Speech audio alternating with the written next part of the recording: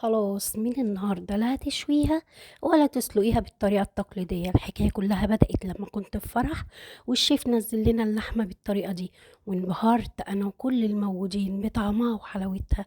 مش هاكل واسكت زي الباقيين. لا والله، ده انا رحت سألت الشيف على طريقتها وجربتها وطلعت تحفة. حبيت افيدكم بالطريقة زي ما استفدت. بس لو عجبتك الطريقة ما تنسينيش في لايك واشتركي في القناة عشان يوصلك منا كل جديد.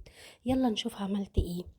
انا جبت حلة على النار، حطيت فيها معلقة كبيرة من السمنة البلدي، نزلت باللحمة بتاعتي، حطيت عليها ورقتين من اللورة وفصين من المستكة، حوالي ربع معلقة صغيرة. حطيت كمان 3 4 فصوص من الحبهان، بس انا بحب افتحها اضغط عليها عشان اخد كل النكهة اللي فيها. حطيت كمان معلقة من السكر تتكرمل مع اللحمة وتديها اللون الحلو.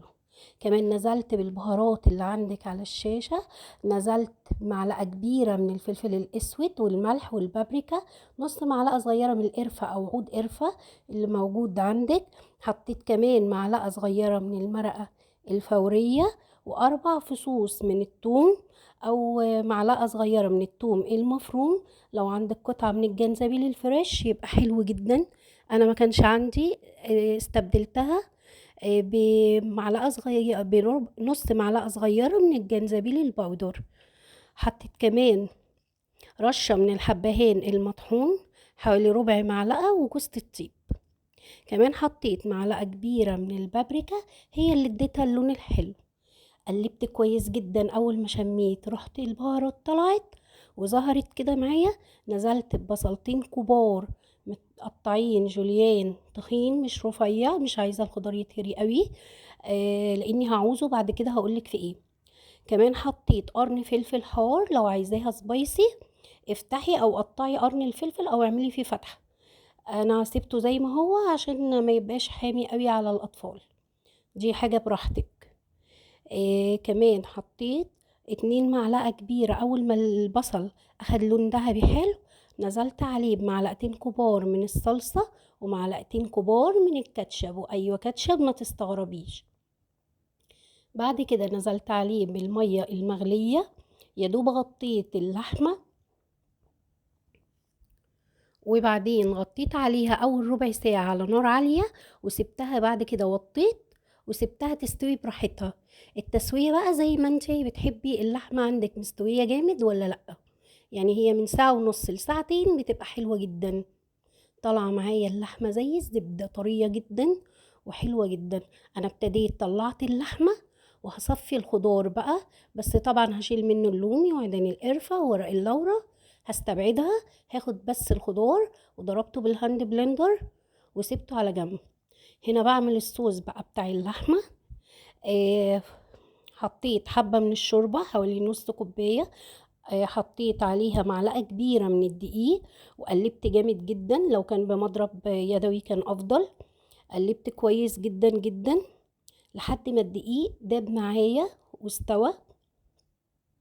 نزلت عليه بالخضار المفروم اللي انا فرمته بالهاند بلندر وقلبته برضو كويس جدا. بعد كده نزلت عليه بمعلقتين من الكريمة اللباني وقلبته كويس جدا. سبته دقيقتين غلى غلوتين بقى بالقوام ده.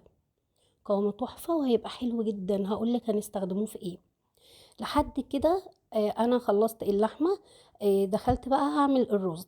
جبت حله على النار فيها مع حبه زيت ومعلقه كبيره من السمنه.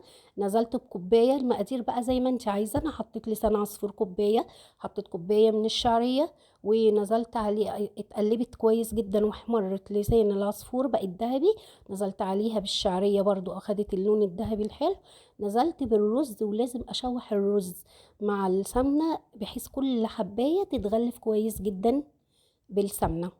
بعد كده نزلت عليها بالشوربة اللي صفيتها من اللحمة. يعني انا هاخد شوربة مصفياها من اللحمة. عايزة تزودي معلقة صلصة براحتك، انا ما زودتش. انا اكتفيت بالصلصة اللي كانت في الشوربة ولونها طلع حلو جدا. وزودت طبعا الملح بتاعي والمية. سبته غلى غلوتين وبعد كده وطيت عليه النار وسبته لحد ما استوى. نزل معايا بصي مفرفر وحبايه بحبايتها. طعمه ولونه وشكله احلى كتير كتير من الصورة. بدأت اغرف دلوقتي. نزلت بالرز وبعدين اللحمة، وبعد كده هجيب الصوص اللي انا كنت عاملاه هدفيه بس على النار، وهزوده على طول على اللحمة وقدمته. وهنا بقى هتدوقي احلى طعم لحمة واحلى شكل لحمة ورز شفتيها في حياتك. طعمها بجد مختلف جدا عن اللحمة المسلوقة او المتحمرة او المشوية. اعمليها بإذن الله تعجبك. استودعكم الله الذي لا تضيع ودائعه، دمتم في حفظ الله وأمنه، والسلام عليكم ورحمة الله وبركاته.